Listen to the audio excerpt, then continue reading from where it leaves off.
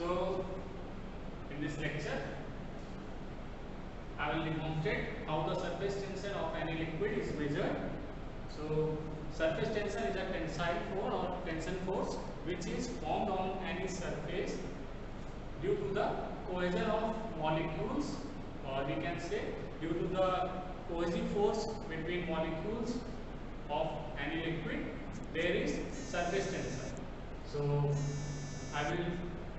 here we can see in this experiment a beaker is taken like this, and any liquid which is filled in beaker, here we can say we have filled water.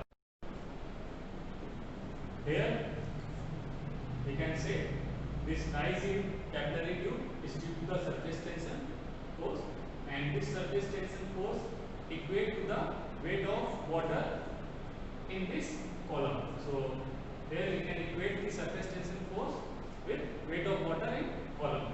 So here you can see the surface tension force, we are denoting it by sigma, and pi d is the perimeter of this capillary tube, and sigma is acting at angle theta.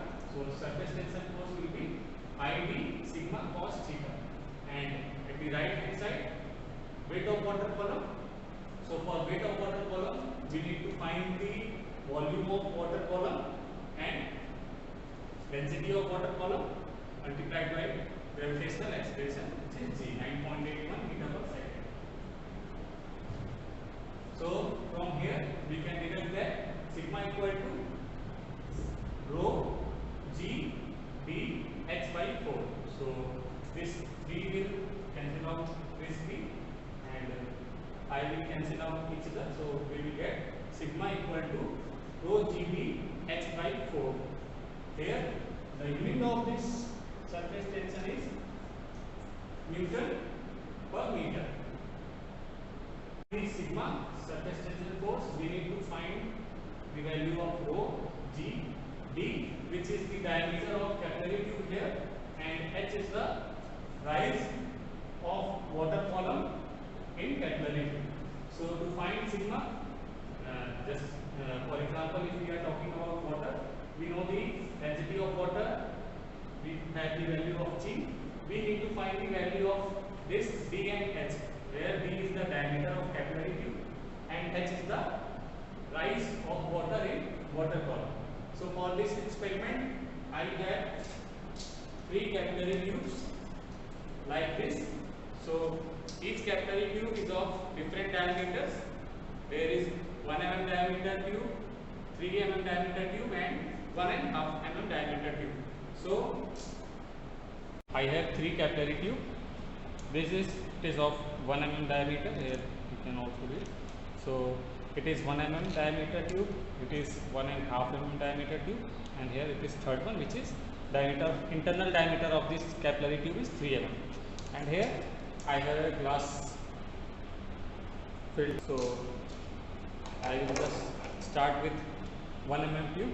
So here you can see there are gradations of this scale. We will dip this into the water and note the height of water which is above the water level.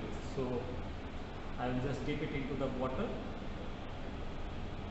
and if you can see here, the rise of water above the water level is around 1, 2, 3, 4, 5, 6, 7. So I will just note this value. So here is our observation table. So we have 3 capillary tubes of diameter, internal diameter 1 mm, 1.5 mm, and 3 mm. Here we can see we have 3 rows. First one is internal diameter of capillary tube, this is 1 mm. So this 1 mm is converted into meters. This is your d, diameter of capillary tube d meter, unit of meter. So 1 mm will be 0.001 meter. Similarly 1.5 mm will be 0.0015 meter, and here the third capillary tube, diameter of capillary tube is 0.003 meters. So here we need to note down the capillary rise, which is the level of water in capillary tube above the surface of water in glass jar. So here in our first case, we just saw that it was 6 mm. Similarly, we will take the readings for 1.5 mm capillary tube and 3 mm capillary tube. So here it is capillary tube of internal diameter 1.5 mm. I will dip it in water and note the level of water in this tube. So here it is 4 mm. Our third capillary tube, internal diameter of this capillary tube is 3 mm. So I will dip it in water and so it is around between 1.5 and 2 mm. So it is approximately 2 mm. Water rise in 3 mm capillary tube is 2 mm, and in case of 1.5 mm capillary tube it is 4 mm. So the value for 1.5 mm tube is 4 mm, and in case of 3 mm capillary tube it was around 2 mm. Sigma 1, which is for 1 mm capillary tube. So we have formula as rho G B H by 4. Here rho is the density. So in our case we have taken water. So density will be 1000. Value of G here will be 9.81 meter per second, and it is your diameter and height of water rise above the water level surface in glass jar. So we have taken these two values for our 3 capillary tubes, and the value of rho will be 1000 kg per meter cube, and value of G, which is 9.81 meter per second. So for our first case, sigma 1 for 1 mm diameter of capillary tube will be 1000 multiplied by 9.81 multiplied by diameter of capillary tube, which is 0.01 meter, and height of water we can see here height of water rise for 1 mm capillary is 6 mm. So it will be 0.006 meter and divided by 4 here. So on calculating sigma 1, we will get, you can solve it, you will get it as 0.014725 Newton per meter. So it is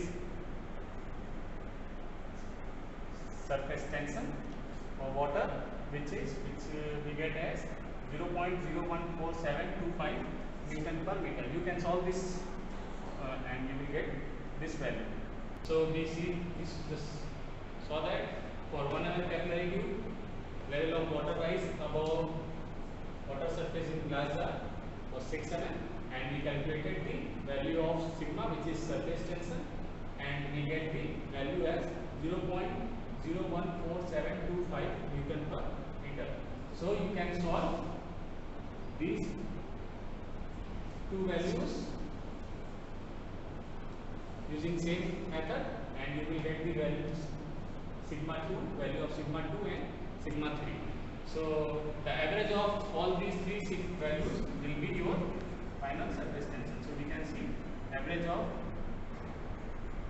all these three values will be your final answer. So result of your experiment, which is to measure the surface tension of a liquid, we will perform all these steps as I discussed, and we will observe these readings, and we will calculate value of sigma 1, sigma 2 and sigma 3. Here sigma 1 is the surface tension respective to 1 mm diameter of tube, sigma 2 is the surface tension with respect to the 1.5 mm diameter of capillary tube, and sigma 3 is the value of surface tension in case of 3 mm diameter of capillary tube. and on averaging these three values we will get the final answer.